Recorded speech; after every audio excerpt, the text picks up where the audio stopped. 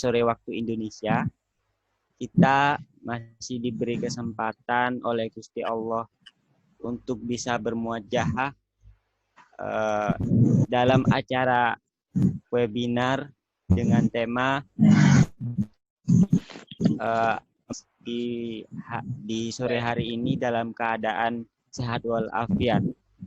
Kedua kalinya sholawat serta salam tetap tercurah limpahkan keharibaan kita Nabi besar Muhammad Shallallahu Alaihi Wasallam yang telah bawa kita dari zaman kegelapan menuju zaman terang benderang hari ini. Di sini saya Lukman Hakim sebagai pemandu acara sekaligus moderator nantinya. Sore hari ini acara terdiri dari pembukaan, kemudian sambutan dari ketua panitia, kemudian acara inti yaitu sesi webinar atau sesi dialog, kemudian penutup. Langsung saja untuk menyingkat waktu. Marilah kita buka acara hari ini dengan coba di jalan saya telepon penyiar bos.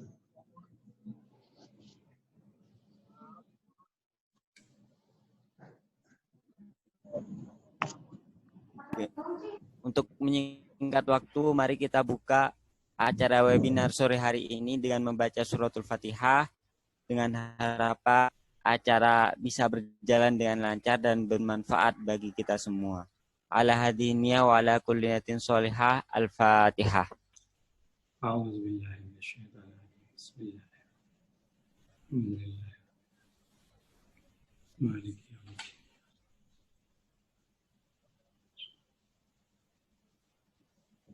Baik. Memasuki acara selanjutnya yaitu sambutan dari ketua panitia yang akan disampaikan oleh yang terhormat Mas Idris. Waktu dan tempat saya persilahkan.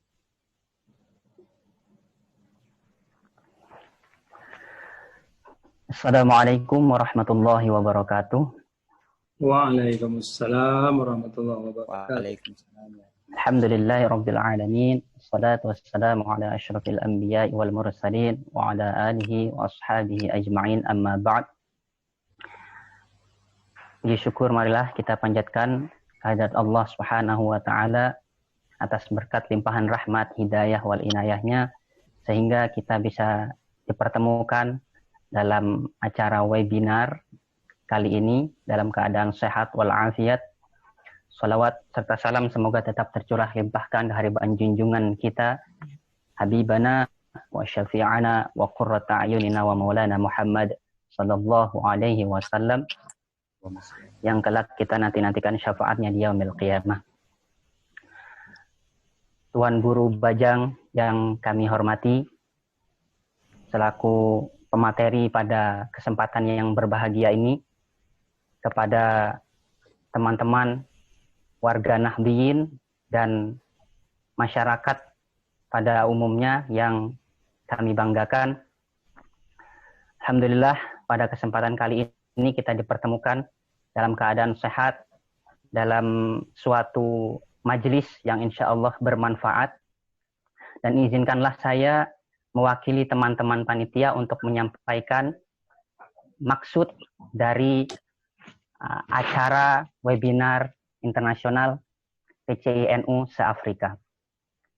Tuan Guru Bajang yang kami hormati, izinkan saya menyampaikan bahwasannya webinar internasional PCI-NU se-Afrika ini diadakan selama 4 hari, yaitu mulai dari tanggal 4 sampai tanggal 7, yang mana kami mengangkat tema besar agama dan pandemi. Adapun panitia dari acara webinar internasional ini terdiri dari PCI-NU Tunisia, PCI-NU Maroko, PCI-NU Mesir, dan PCINU Sudan. Dan acara insya Allah akan berjalan berturut-turut dalam jam yang sama di tanggal yang berbeda, mulai dari tanggal 4, 5, 6, dan 7. Mengapa kami penting mengangkat tema agama dan pandemi?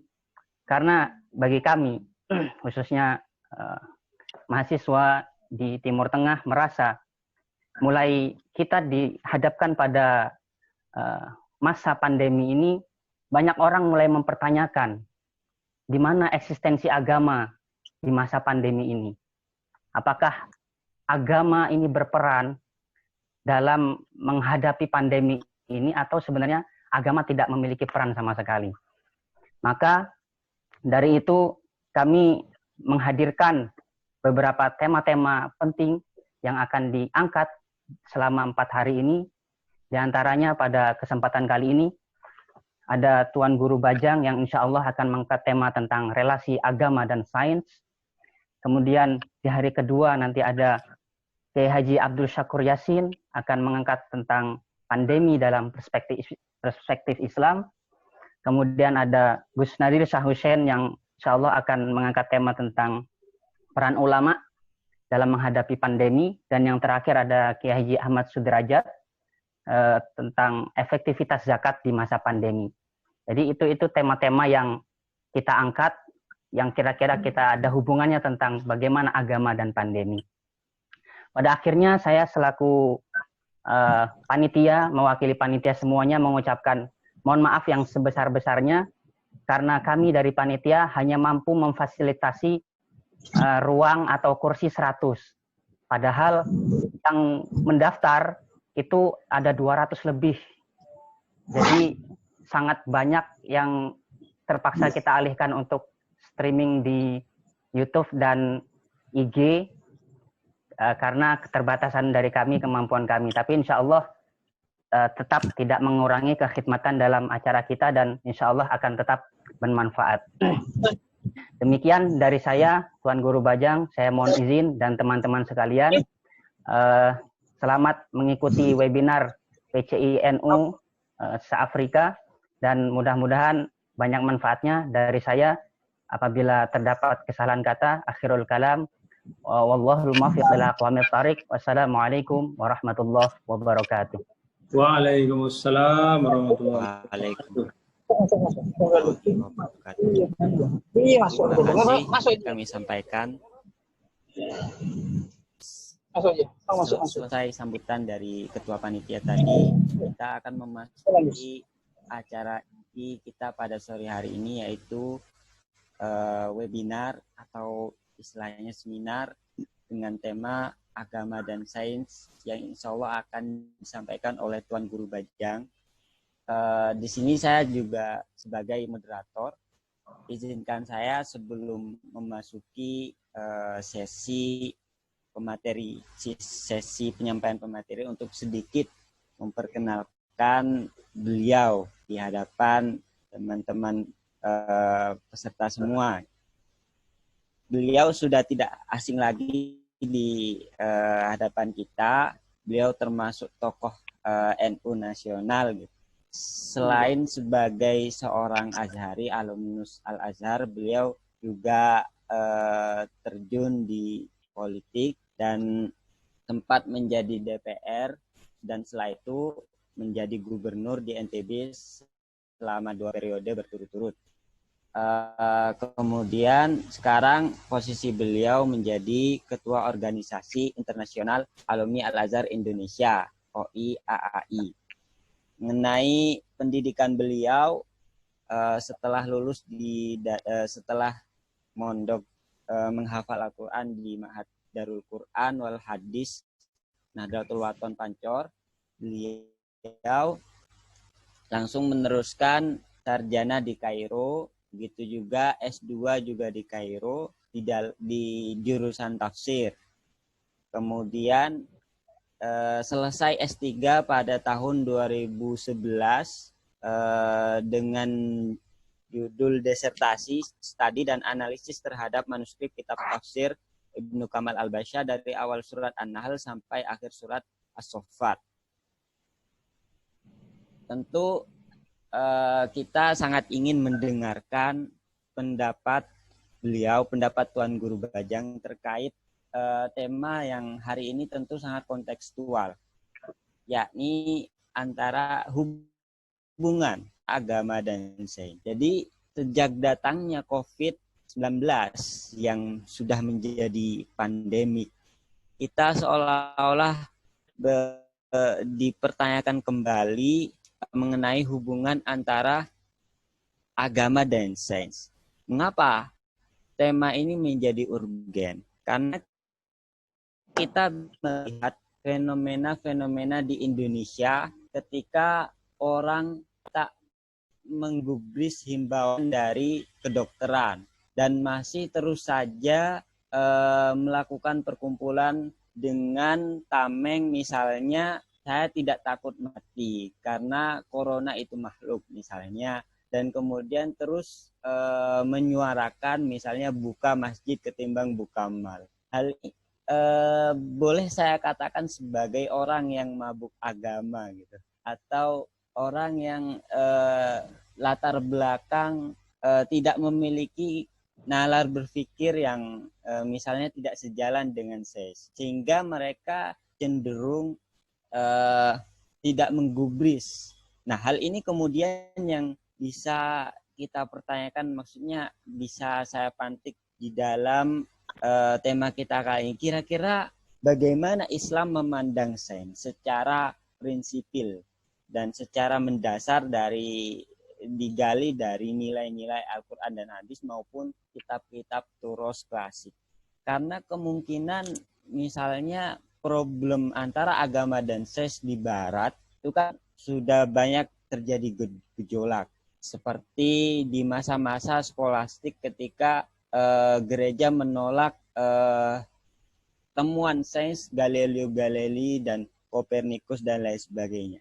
Sehingga banyak sekali gerakan-gerakan sekularisasi antara sains dan agama di Barat. Nah, bagaimana kira-kira Islam sendiri memandang sains? Apakah di situ ada upaya harmonisasi atau yang terjadi malah paradok, atau upaya independen antara sains? Artinya agama itu berjalan sendiri, kemudian sains berjalan sendiri, dan temuannya tentu kita juga mendengar tokoh-tokoh seperti Harun Yahya, kemudian Naquib Al-Attas, kemudian para pemikir modern yang berupaya ada istilahnya islamisasi sains gitu. Dari situ kemudian kita bisa mendengarkan lebih lanjut, lebih lengkap langsung di pemateri kita, yaitu Tuan Guru Bajang Muhammad Zainul Majdi. Sebelum itu sesi diskusi kita kali ini selama 2 jam ya, selama 2 jam pemateri Tuan Guru Bajang sesinya 45 menit. Kemudian habis itu ada sesi 15 menit untuk pendalaman materi, tanggapan dari moderator. Kemudian ada tanya jawab selama 30 menit dan sisanya closing statement 10 menit. Dan untuk penanya nanti langsung chat pribadi saya, tidak chat di umum, dan pertanyaan terbatas. Langsung saja pada yang terhormat Tuan Guru Bajang, waktu saya persilahkan. Terima kasih. Bismillahirrahmanirrahim. Assalamualaikum warahmatullahi wabarakatuh. Alhamdulillah wassalatu wassalamu ala sayyidina Muhammad bin Abdullah al-qaim bi amrillah wa ala alihi wa sahbihi wa man ittaba hudah wa walahu ila yaumil qiyamah, amma ba'd. Yang saya hormati dan saya banggakan, saya doakan juga sukses dan berhasil, yaitu seluruh para mahasiswa dan mahasiswi, para nahdien, nahdiyat, teman-teman di PCI NU, baik yang di Tunis, kemudian ini di Mesir ya. Jadi moderatornya di Mesir, panitia di Tunis. Masya Allah. Ada juga saya lihat tadi dari Maroko juga ya. Sama satu lagi di mana? Sudan. Dari Oh, Sudan. 3 negara ya. Alhamdulillah. Jadi ini suatu kepanitiaan kolaboratif ya dari 3 pusat keilmuan Islam yang alhamdulillah sampai sekarang juga manhaj wasatinya masih kuat ya, baik di Mesir, di Maroko maupun di Tunisia. Oleh karena itu saya mendoakan ya di awal pertemuan ini, saya mendoakan antum, Anda semua, syubban ya, syabab, saya pernah berada pada tempat dan waktu seperti Anda. Saya cuma bisa berpesan bahwa gunakan benar-benar kesempatan di Mesir, di Maroko, di Tunisia itu untuk tahsilul ulum wal hikam. Terus menerus belajar, banyak membaca. Karena itu adalah gudang dari intelektualitas dan bahkan dari sains Islam. Itu satu tema yang juga kita bicarakan pada sore hari ini tentang agama dan sains. Jadi perkenankan saya menyampaikan apresiasi kepada Anda semua ya. Dan juga karena masih bulan Syawal ya tentu minal aidin al faizin al maqbulin. Mudah-mudahan kita dikembalikan kepada kebersihan dan kesucian fitrah, cinta pada kebenaran, membela kebenaran dan selalu dekat dengan kebaikan insyaallah. Tema pada sore hari ini memang relevan ya, termasuk juga dengan kalau kita menyadari betapa teknologi ya yang merupakan bagian ya, atau implementasi terapan dari sains itu ternyata bisa mendekatkan kita seperti ini. Tidak tergambar ya, tidak terbayang beberapa waktu, jangankan 10-20 tahun ya, mungkin 1 tahun 2 tahun teman-teman Lukman yang di Mesir dan di Tunisia. Di Tunisia siapa ketua panitia tadi? Mas Idris. Mas Idris ya, dan teman-teman semua nggak tergambar kita bisa berkolaborasi, berjumpa dalam satu kesempatan seperti ini, dalam keadaan secara fisik kita terpisah ribuan, bahkan belasan ribu kilometer. Alhamdulillah.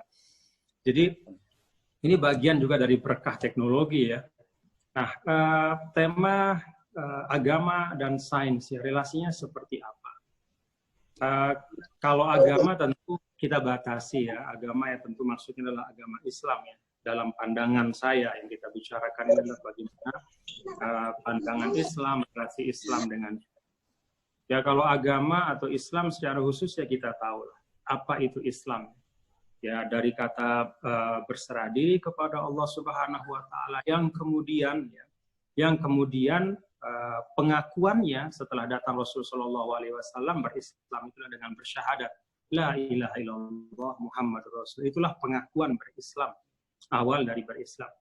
Nah, sains ya kita juga tahu ya, sekumpulan hasil-hasil dari pengamatan, teori, pengetahuan yang diperoleh dengan metode tertentu berbasis pada objektivitas, kemudian universalitas, dan beberapa hal yang sudah kita pahami dari kata sains itu sendiri.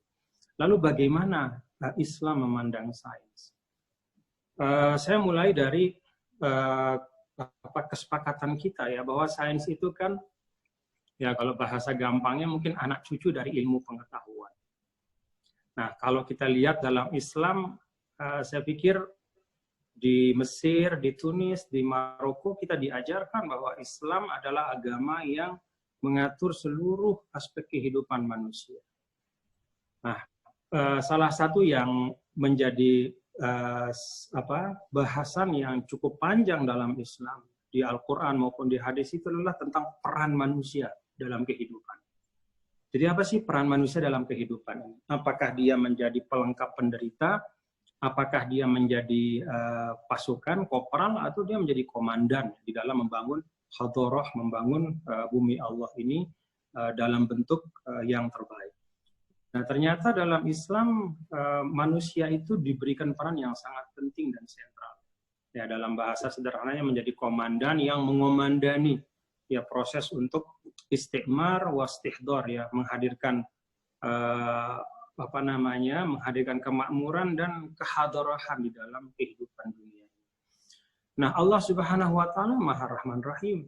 ternyata tidak hanya menjadikan kita komandan, tapi melengkapi kita dengan perangkat yang diperlukan untuk melaksanakan.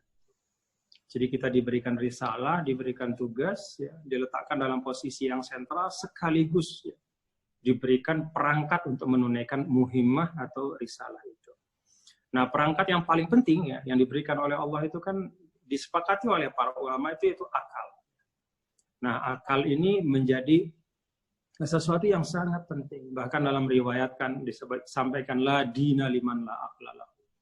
Bahwa tidak ada kesempurnaan agama kecuali kalau ada peran akal di situ. Agama tidak dapat dipahami dengan baik kecuali dengan penalaran yang baik. Bukan sekedar penalaran, tapi penalaran yang baik. Al-Quran dan hadis yang merupakan sumber utama berislam itu nggak mungkin kita bisa pahami dengan baik kecuali kalau dinalar dengan baik. Dan alat untuk menalar itu adalah akal kita. Itu sebabnya bertebaran ya kalau kita baca Al-Quranul Karim, ayat-ayat yang berkaitan dengan aktivitas akal. Baik akal dalam bahasa yang lain seperti ulul albab. Kenapa disebut lub, tidak disebut aklun, itu juga menjadi pertanyaan bagi para ulama. Memang Islam menjunjung tinggi akal, tapi kok nggak ada kata aklun dalam Al-Quran ya? Kenapa kok yang disebut justru albab, jamak dari lub? Kata ulama menjawab itu bahwa Islam itu memandang pada substansi, mengingatkan kita bahwa manusia itu ada katakanlah ada kulitnya, ada intinya. Kulitnya itu badan, intinya itu akal kita, akal budi kita. Jadi seperti itu pentingnya akal di dalam Islam ya. Untuk memahami Islam dengan baik itu perlu kita punya akal yang baik. Nah, dalam ayat-ayat Al-Quran juga banyak sekali ya. Ya la'allakum tatafakkarun itu 22 kali disebut di dalam Al-Quran. La'allakum taqilun itu 22 kali. Kemudian tafakkur juga belasan kali. Dan banyak yang lain juga yang menunjukkan bahwa aktivitas intelektual itu adalah sesuatu yang sangat didorong oleh Islam. Aktivitas intelektual itu bahkan tidak hanya didorong untuk menjalankan fungsi manusia dengan baik, supaya Anda, wahai hambaku, bisa menjalankan fungsi sebagai komandan peradaban itu, maka hendaknya berakal dengan baik, gunakan akal dengan maksimal. Tidak hanya itu, tapi bahkan akal dan aktivitas intelektual itu digunakan sebagai salah satu basis untuk menunjukkan kebenaran Islam. Maka yang namanya Rasul Shallallahu Alaihi Wasallam itu nggak pernah takut dengan aktivitas intelektual, karena Al-Quran sendiri menyampaikan kul hatu burhanakum in kuntum shadiqin. Jadi Islam itu nggak bicara klaim-klaim kosong. Sehingga dulu ketika pernah suatu masa terseret dalam perdebatan yang tidak produktif ya, ketika orang Yahudi mengatakan kamilah yang terbaik karena punya Taurat, orang Nasrani mengatakan kami yang terbaik karena punya Injil. Lalu ada sebagian sahabat yang kemudian terpancing dan mengatakan kamilah yang terbaik karena kami punya Quran. Al-Quran kemudian menegur kan dengan firman Allah Subhanahu wa taala, laisa bi amanikum wala amani ahlil kitab. Urusan klaim-klaim itu nggak penting dalam Islam. Jadi yang dilihat esensi kita berislam itu adalah bagaimana ada aktivitas yang positif dan produktif. Dan salah satu aktivitas yang paling positif dan produktif adalah aktivitas intelektual. Nah, jadi dalam tataran normatif norma, tataran tekstual, itu sama sekali nggak ada problem antara agama atau Islam dengan sains, dengan aktivitas intelektual secara umum. Jadi secara normatif itu sama sekali nggak ada masalah. Dalam Al-Quran, dalam hadis, itu didorong, kulsiru, panzuru, apalah yang dan seterusnya. Nah, bagaimana dalam tataran implementatif dan realitas? Ya? Kadang-kadang kan syabab ya, itu ada satu teori yang hebat ya. Secara susunan argumentatif dia itu kuat ya. Jadi teori itu bagus gitu. Ide itu bagus. Tapi begitu diterapkan di dunia nyata, ternyata nggak kayak begitu. Ada yang begitu. Dan itu banyak ya ideologi-ideologi atau teori-teori baik sosial ataupun ekonomi yang kalau dibuat argumentasi internalnya itu cakep dari A sampai Z-nya. Tapi begitu diterapkan ternyata menimbulkan ketimpangan, ketidakadilan dan seterusnya. Nah, tapi Islam, relasi agama atau Islam dengan sains ya, itu ternyata baik dari dalam tataran teoritis dan norma, ya, ataupun tataran empirik ya, dan dan historis ya, yang nyata dan objektif, itu ternyata memang Islam sangat mendukung aktivitas intelektual, mencari ilmu pengetahuan, menyelidiki alam raya ini untuk kemudian memahami hukum-hukumnya, baik untuk kepentingan praktis seperti orang dulu misalnya kenapa menyelidiki bintang-bintang ya supaya tahu tentang peralihan musim dan seterusnya, ataupun yang lebih esensial dari itu ya, untuk kemudian menyusun satu teori-teori untuk kemajuan masyarakat misalnya. Islam mendukung semua aktivitas itu. Islam mendorong itu.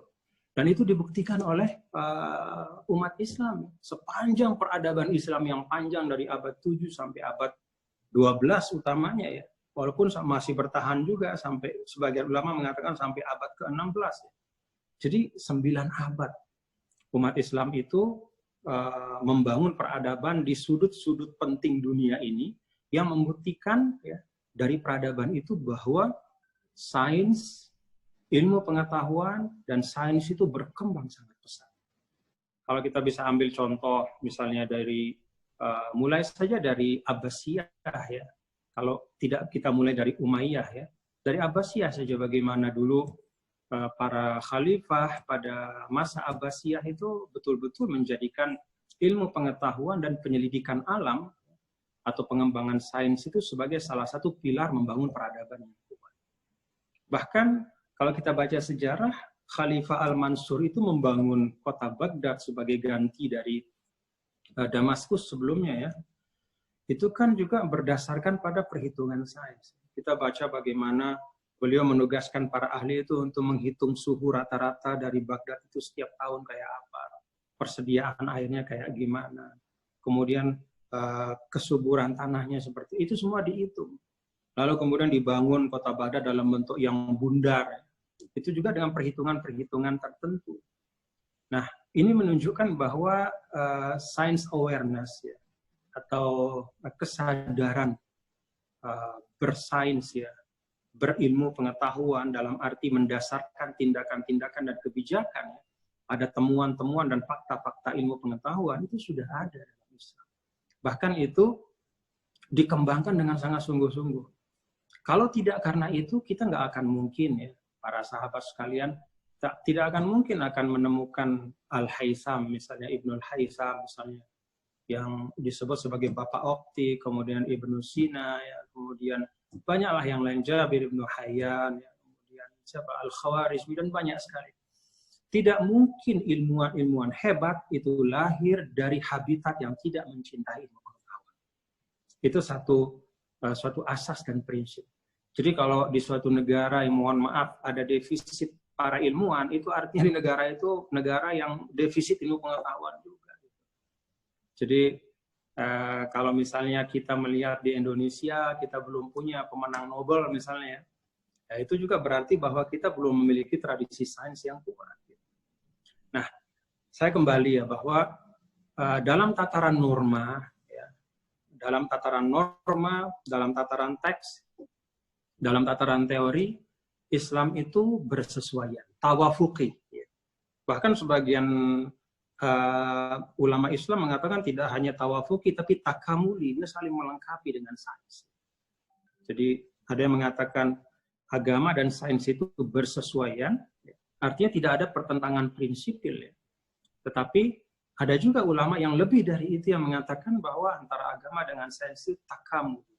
Karena memang secara faktual menurut banyak ahli ada banyak ayat-ayat Al-Qur'an itu yang bukan memerlukan ya, tetapi menjadi sempurna pemahamannya ketika dikonfirmasi oleh sains. Jadi sains itu datang muayyidan lil ayat wal ahadits. Jadi itu yang disebut dengan takamuli.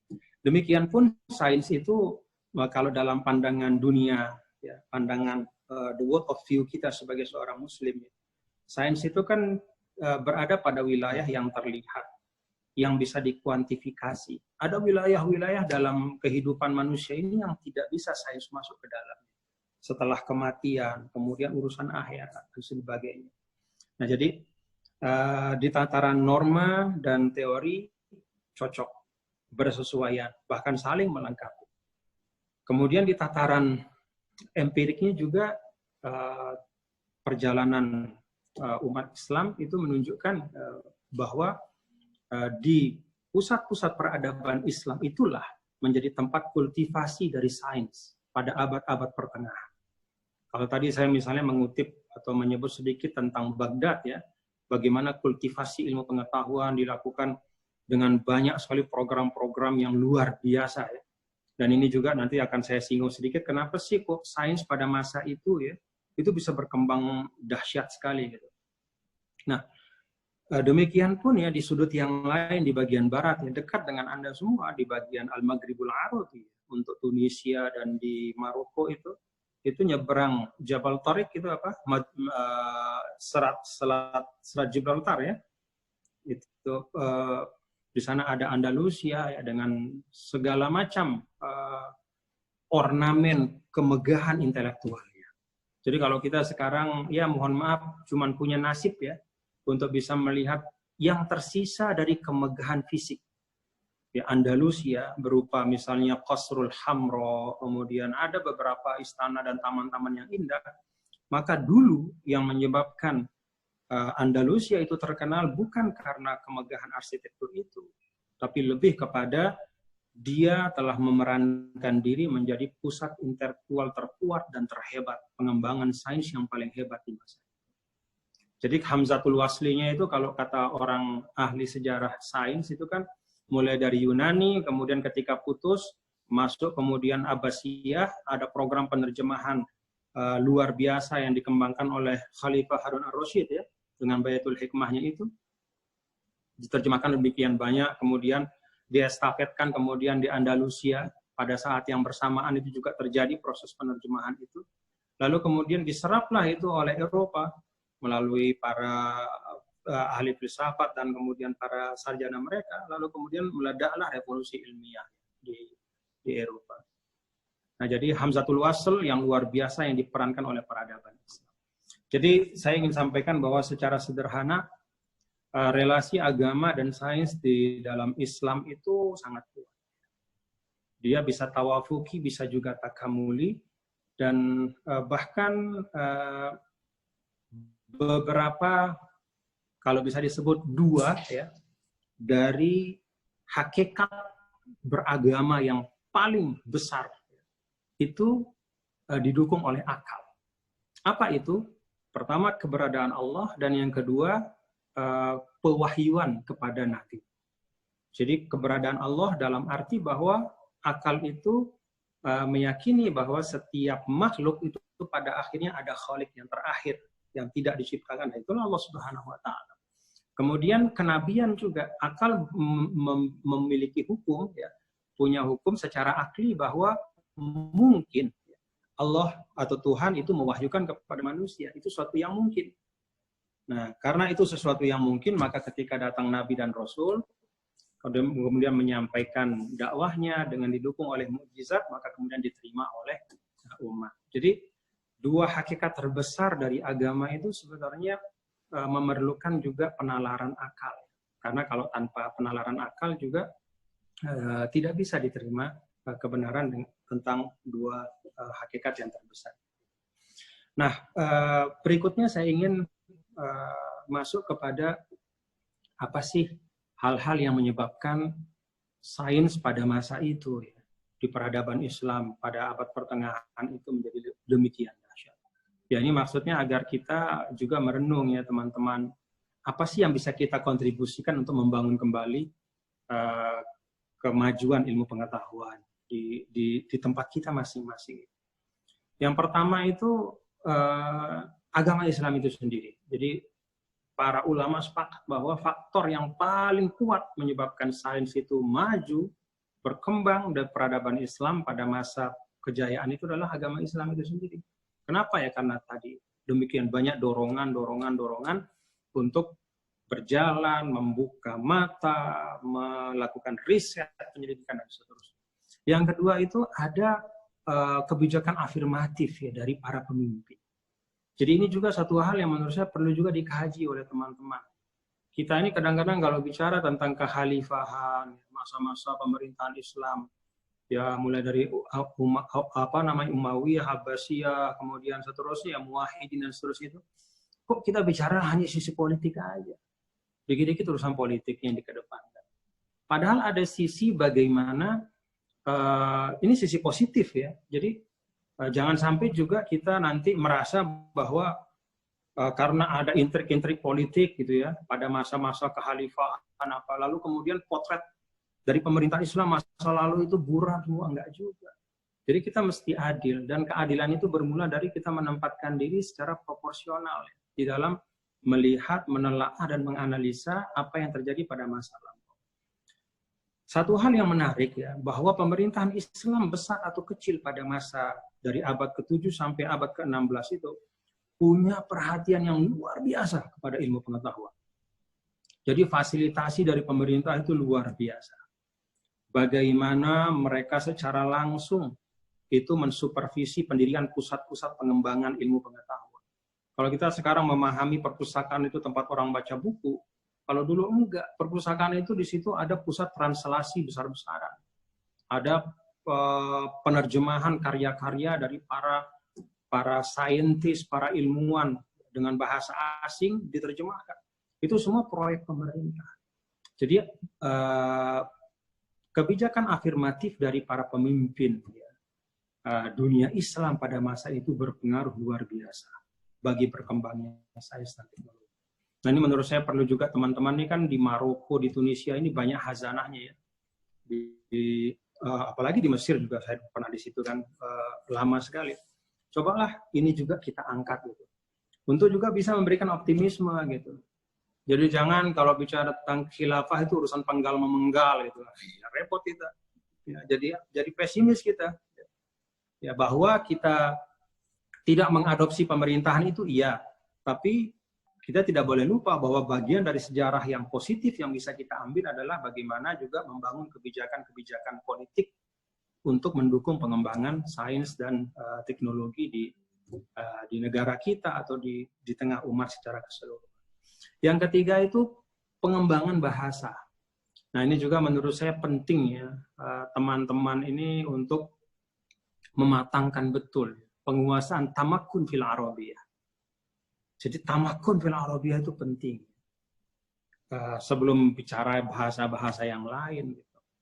Karena dengan tamakun fil Arabiyah itu memungkinkan kita untuk bisa mengakses ya, khazanah pengetahuan yang dahsyat itu. Gitu. Dan jauh lebih aman kita mengakses sumber primer ya, daripada kemudian kita membaca hasil kajian seorang orientalis yang mengutip kitab-kitab berbahasa Arab.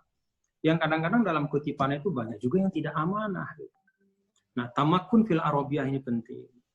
Nah, karena itu saya berharap betul ya, sekali lagi teman-teman yang sedang punya akses luar biasa, manfaatkan itu dengan baik. Ya. Jadi penguasaan bahasa. Yang keempat, itu penerjemahan. Gerakan penerjemahan yang luar biasa. Ini sebenarnya bagian dari faktor yang kedua tadi. Ya. Itu kebijakan pemerintah, tapi sebenarnya kalau penerjemahan itu kan tidak mesti harus pemerintah. Nah, saya ini mendorong ya teman-teman, terutama yang di Al-Maghribul Arabi ya, teman-teman di Maroko dan di Tunisia ya. Kalau di Mesir sudah banyak ya, walaupun harus terus ditambah juga itu penerjemahan karya-karya dari para ulama-ulama, para para ahli-ahli Islam, termasuk juga sosiologi dan segala macam. Supaya terhidang kepada kita misalnya di Indonesia ini tidak hanya satu perspektif. Kalau bicara misalnya tentang ilmu ijtima atau sosiologi. Kadang-kadang kita mahasiswa UIN bahkan atau yang lain yang dari pesantren lebih fasih mengutip misalnya teori-teori Max Weber dan segala macam, Talcott Parsons dan segala macam. Kalaupun kenal dengan ulama muslim paling Ibnu Khaldun. Padahal banyak sekali ya, ahli ilmu ijtima dalam Islam. Jadi saya dorong teman-teman, agak jarang ya saya melihat misalnya Idris di Tunisia kan. Ya Allah Idris ya. Tarjim al-mu'allafat kutub ya lil ulama tawanisah ya, yang hebat-hebat itu kan banyak sekali. Paling kalau Tunis paling Ibnu Ashur saja yang saya tahu. ya Syekh Thohir Ibnu Asyur ya. Nah, demikian pula di Maroko juga gitu. Jadi penerjemahan itu satu langkah yang niscaya menurut saya agar peradaban kita bisa lebih kuat ya, lebih terliterasi dan lebih cerdas. Nah, ini beberapa hal ya mengapa kemudian bisa berkembang dengan baik. Nah, saya langsung saja kepada hal yang sebaliknya ya. Lalu kenapa kemudian sains itu mengalami kemunduran luar biasa di tengah dunia Islam? Kalau kita pilih sih ada sebab ada sebab internal sama eksternal lah ya. Yang sering kali kita bahas itu kan maklum ya, kalau nafsiyatul mahzumin ya, psikologi orang-orang yang merasa kalah itu selalu mencari alasan keluar ya. Selalu kita bicara tentang penaklukan Baghdad oleh Holako misalnya ya, 1258. Lalu kitab-kitab dibakar semua sampai katanya sungai Dajlah dan sungai yang di Baghdad itu sampai hitam karena tinta-tinta itu sudah luntur semua gitu ya. Sekian lama air berubah menjadi hitam karena tinta kitab yang luntur di situ. Atau kita bicara tentang penaklukan Andalusia oleh Ferdinand dan Isabel misalnya. Tapi kan tidak hanya itu. Kenapa bisa terjadi penaklukan Baghdad? Ya pasti ada faktor internal. Jadi memang iya ya, kalau kita eksternal oke lah. Memang ada penaklukan, ada penjajahan dan segala macam lah ya, serbuan dari musuh dari luar. Tapi jangan lupa, kalau kita membaca secara cermat ya, kronologi ya, kalau tadi as-su'ud, sekarang al-inhitat wal-inhidar. Kalau kita baca al-inhitat wal-inhidar itu yang pertama ya, kita lihat di setiap dinasti, baik itu Umayyah, Abbasiyah, kemudian Muwahhidin, Murabitin, Fatimiyah yang ada di Tunis juga itu pada masa Andalus dulu juga. Itu kan selalu ada at-taraf ad-dakhili ya. Suatu cara hidup hedon yang luar biasa. Ya. Sampai buat istana, mohon maaf sampai 2000 kamar. Kemudian ya mohon maaf ada budaknya sampai aselirnya sampai 2000 macam-macam itu. Jadi saat taraf ad-dakhili yang luar biasa. Hedonisme. Makanya saya ingat pada firman Allah itu wa idza aradna an nuhlika qaryatan amarna mutrafiha fafasaqu fiha. Jadi ada hedonisme yang mengalir dari atas sampai bawah. Jadi orang tidak lagi bicara tentang ilmu pengetahuan tapi bicara ukurannya itu materi. Jadi kalau jumpa sama teman itu bukan lagi bicara aina tata'allam ya akhi, Anda belajar di mana? Man ustadzuka, siapa gurumu? Atau maza taqra'u, apa buku yang lagi kamu baca? Tetapi bicara tentang kam indaka minal mal, berapa banyak uang yang kamu punya, dan hal-hal seperti itu. Nah, jadi ini luar biasa ya. Jadi hedonisme atau at-tarafud dakhil ini memerankan peran internal yang sangat signifikan di dalam menurunnya sains dan kemudian termasuk tentu saja kemudian peradaban Islam. Yang kedua itu adalah fuqdan hubbil istitla. Jadi sudah hilang rasa mau tahu itu.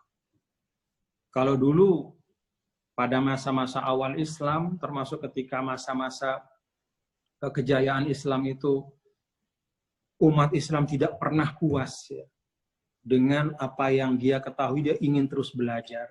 Dia mengembara dari samudra ke samudra, dia seberang.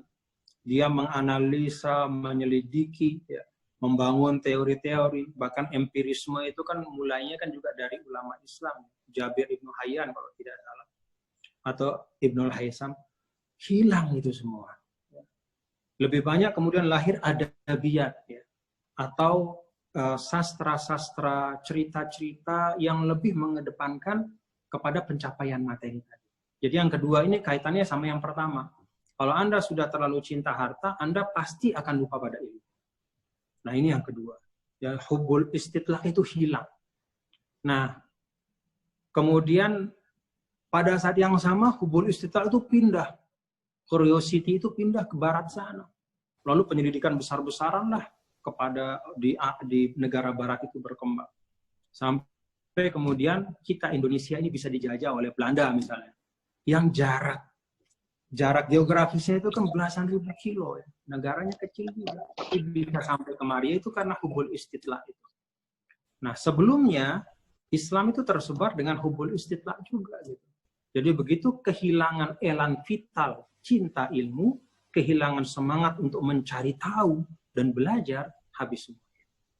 Dakwahnya terhambat, kemajuan sainsnya juga rusak, peradabannya pun juga jatuh.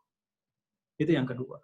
Yang ketiga dalam renungan dan pandangan saya itu adalah kenapa sih sains ini mundur? Ya karena ya mohon maaf kita mendikotomikan ya, antara ilmu agama dan ilmu umum.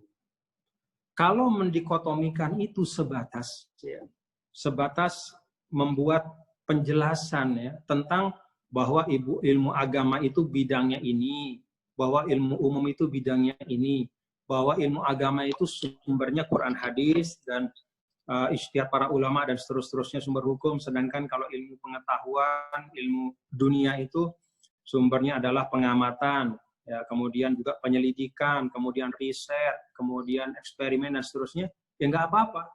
Tapi kemudian kita mendikotomikan dalam arti misalnya bahwa ilmu yang benar-benar ilmu yang akan membawa ridho Allah, ilmu agama. Kalau ilmu umum itu ya cuma di dunia saja. Bahwa ilmu umum itu ya kalau ada waktu belajarlah, kalau enggak ya sudahlah. Yang penting kita menghafal Quran. Bahwa nanti urusan-urusan bagaimana hukum-hukum alam ini udah yang lain aja ngurus.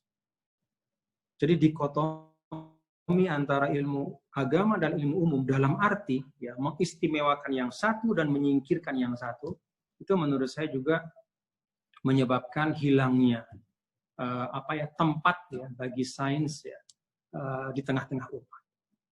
Itu menyebabkan merosotnya ya, kualitas riset-riset ya dan pengembangan ilmu pengetahuan di tengah umat. Karena kita mendikotomikan itu. Nah, saya pikir itu beberapa hal ya yang terkait dengan kenapa sih kemudian sains ini terasa kok kurang berkembang di tengah-tengah umat. Nah, tapi begini, bukan berarti kemudian para ulama itu berdiam diri. Ada cukup banyak ya ulama yang mencoba kemudian mengembalikan semangat sains dengan cara mencoba dalam tanda kutip ya mengakurkan kembali antara konsep agama dengan sains yang dirasakan semakin lama semakin menjauh. Sainsnya jalan kemari, agamanya diam di sini saja gitu. Ya kalau agama sih kita itu sudah sangat kreatif ya. Bahkan sampai ada namanya al-fiqhul iftiradi. Antum mafhum semua itu ya, paham semua. Al-fiqhul iftiradi itu hal-hal yang nggak terjadi tapi diandaikan gitu. Itu saking kreatifnya kita di dalam masalah-masalah furu'iyah. Tapi di dalam masalah sains ya, itu kita lemah sekali. Nah, banyak ulama yang kemudian mencoba untuk mendekatkan, ya, termasuk konsep-konsep sains modern dengan pandangan-pandangan Islam. Nah, sebagian ulama misalnya ya itu mencoba untuk mendekatkan sains, bahwa kita jangan menolak sains Barat itu. Kita tidak perlu menolak sains Barat. Yang perlu kita lakukan adalah dengan memasang beberapa prinsip gitu, agar sains Barat itu kemudian sesuai dengan pandangan Islam. Apa itu? Sebagian ulama mengatakan kita perlu memasukkan 4 prinsip. Yang pertama bahwa alam ini ada pencipta dan pemeliharanya, yaitu Allah Subhanahu wa Ta'ala. Ini sering hilang di sains Barat. Kemudian yang kedua bahwa kita jangan membatasi realitas itu pada alam fisik dan material saja. Nah, kalau sains Barat itu kan dia batasi hanya di situ. Nah, kalau Islam enggak. Islam itu melampaui fisik dan materi. Kita juga bicara tentang hakikat akhirat, kemudian pertanggungjawaban kelak di sisi Allah dan seterusnya. Yang ketiga bahwa penciptaan itu ada tujuan. Kalau sains barat itu dia tidak bicara tentang ini punya tujuan apa enggak. Dia hanya meneliti objek-objek yang ada, ya, mencoba menafsirkan fenomena-fenomena yang ada, mengkaitkan satu dengan yang lain, ya seperti mesin saja. Gitu. Nah, kemudian yang keempat, bahwa ada tertib moral, ya, di dunia. Nah, kalau sains barat itu dia tidak bicara tentang tatanan moral itu. Nah, kalau empat ini dimasukkan, gitu, maka bisa terjadi pertemuan. Gitu. Empat nilai ini dimasukkan ke dalam sains barat, ya, sains yang berkembang dengan sains modern, maka bertemu dengan nilai-nilai Islam. Bahwa ada pencipta dan pemelihara yaitu Allah Subhanahu wa taala. Realitas itu tidak hanya alam fisik dan materi, tapi melampaui itu. Lalu kemudian bahwa dunia ini ada tujuan penciptaannya, dan kemudian yang terakhir tadi apa? Bahwa dunia ini ada tujuan dan penciptaannya. Apa yang keempat tadi? Moral. Tertib moral di dunia. Moralitas. Tertib moral di dunia. Itu yang paling penting. Jadi bahwa ada nilai-nilai dan etika yang harus dijaga. Maka bukan merupakan sains dalam makna hakiki ketika satu pencapaian teknologi itu kemudian meruntuhkan nilai-nilai kemanusiaan. Ketika pencapaian teknologi itu menafikan nilai-nilai ketuhanan. Ketika pencapaian teknologi itu menafikan etika dan moral kemanusiaan. Nah, jadi kalau empat hal ini ya, dimasukkan dalam sains modern, dia bisa berjalan bersama. Nah, ini bukan sesuatu yang mustahil juga dan banyak juga digagas oleh para ulama. Intinya adalah saya ingin tutup penyampaian saya ini ya, dengan menyampaikan bahwa sesungguhnya dalam pentas sejarah ya, Islam telah mampu melahirkan peradaban dalam bentang waktu yang sangat panjang, yang mampu menjadi pionir bagi berkembangnya sains dan ilmu pengetahuan. Karena itu saya mengingatkan ke para sahabat, teman-teman ya, bahwa jangan cepat terpukau ya, dengan misalnya kalau disebut sekarang negara adik kuasa seperti Amerika, ya, baru 200 tahun. Kita punya 7-9 abad loh. Bagaimana peradaban Islam itu luar biasa. Artinya kita punya khazanah. Apalagi terpukau misalnya sama peradaban Tiongkok misalnya, Sino-China ya, yang sekarang lagi maju gitu. Oke, ya hal-hal yang baik ya kita pelajari. Kan Islam juga mengajarkan infitah ya. Kalau dalam bahasa Al-Hujurat lita'arofu. Ya, lita'arofu itu bisa tabadulul ma'rifah wal irfan. Ya. Tukar-menukar ilmu pengetahuan dan kebijaksanaan itu bisa terjadi.